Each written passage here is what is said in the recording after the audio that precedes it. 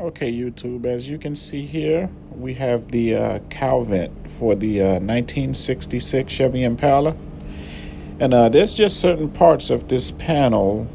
On the other side, the opposite side, we have a rust surface here. We would have never noticed if we did not take this part out. But what I'm going to do, I'm pretty much going to recondition this surface here. So we have a better surface prep so that this rust is completely eliminated. Okay, and also in this process here, I will be using the same steps that I used on the prior parts, which I have been using, which is the muriatic acid and also the rust retard that I have. But before I get into that, I'm kind of just going through the whole area with the wire wheel, trying to dig in a little more into the surface so that when I do apply these chemicals, they don't have a hard time removing that rust. And what you see here is that I finally got it all wire wheeled. I wiped it down with a microfiber towel. And what I'm going to do next here, I have my angle grinder out and I have a surface wheel here, which I will also pass to dig in a little more to condition that metal surface area.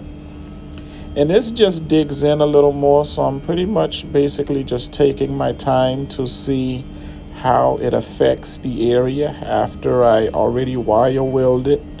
And what you see here, it's digging in a little more to where we can see more shiny chrome and more elimination of the rusty surface here.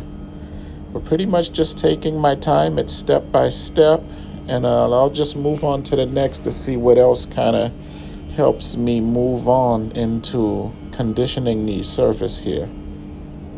It's somewhat hard due to the position of the tool to kind of get into some of the areas here, but I do have other tools, brushes, different things that I will attempt to use to kind of help me in that area once I do reach to where I have the whole surface clean, but the little corners and things like that I will also try to tackle.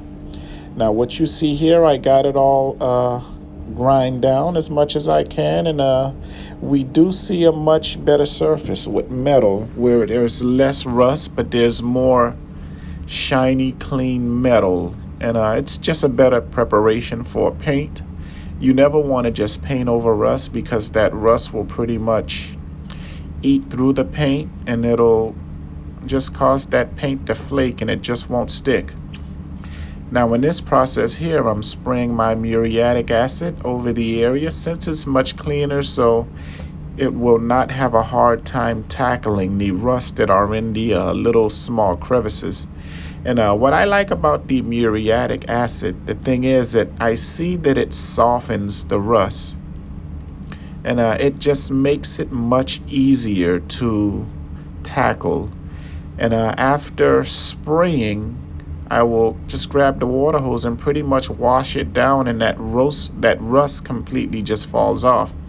And during the process of me spraying, you can also see that the part becomes shinier. So it's actually removing the rust, but it's cleaning the metal to give it a much better surface prep. Here I'm just spraying the water with the water hose, just wiping down the chemical, but also washing off of the soft rust, which is still hanging around the part here. And I'll wipe it down and I'll give it some time, let it dry. We don't want to let it dry too much because from my experience, that rust does try to come back. So we kind of want to spray the acid on there, wash it, but at the same time, be prepared to also prep that area with something so that the rust does not come back. And what we have here is the whole part wiped down out in the sun. And as you can see, compared to how it looked before, it's looking much better.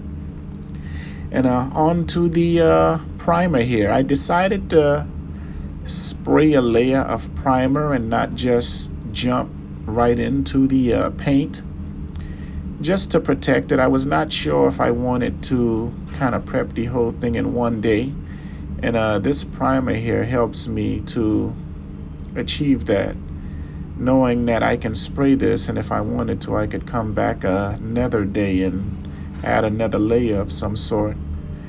But here, yeah, just laying down the primer. It's just a light touch, one layer I'm doing, making sure that I cover all of these small areas which are hard to reach, because we don't want that rust to come back anywhere, because rust starts at one place and then it just spreads like cancer.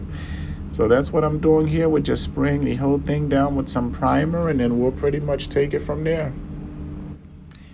You also want to make sure that you do a nice sweep while you're spraying the primer. You want to keep a good distance, but also a nice sweep, and that's just good practice into achieving a nice smooth surface with the paint, so you don't get too many runs on there. And we also want to make sure that we cover all of the surface areas here. So I'm pretty much taking my time. I'm looking at all of the corners to make sure that everywhere is covered. I don't want to miss a spot, and I want to make sure that the paint lays down evenly here.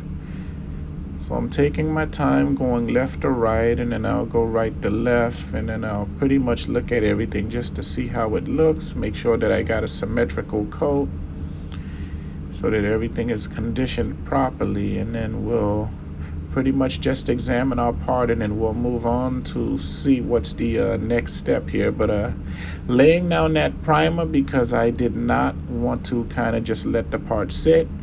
And then here I'm just giving it some time to flash, let it dry. When it comes to primer, I like to let it sit a little longer. So I may let this sit for, I'd say, 16 hours to the next day, because primer has its own properties to where, it needs more time to flash, just so that it sticks better. Because I come to see, if you don't allow that primer to kind of settle in and just cure on its own, it's pretty much still on the soft side, so you kind of want it to harden. And I'm going through everything with the just a soft pad here, because there was some buildup from that primer, and I just did not want to spray paint over that. So I'm kind of just passing a pad here, smooth pad, just to give it a smooth surface before I lay down the paint. That way the appearance is much better and smoother. And then I'll blow it out with the my air blower, make sure everything is nice and clean, and then we'll give it a good coat. But you always want to make sure that you're paying attention to your surface, making sure that everywhere is clean. You don't have certain spots that are built up, because what you see there is what you will see towards the ending of your final work prep. So you want to make sure that you cover all areas. It's all in the preparation here.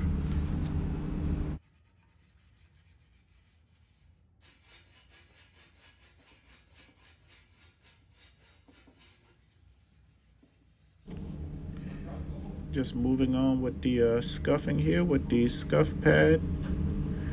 And just moving on here, I'm gonna apply some, get ready for the paint. But before we start, you can see I got a little bit of a sputter there from the Rust-Oleum can.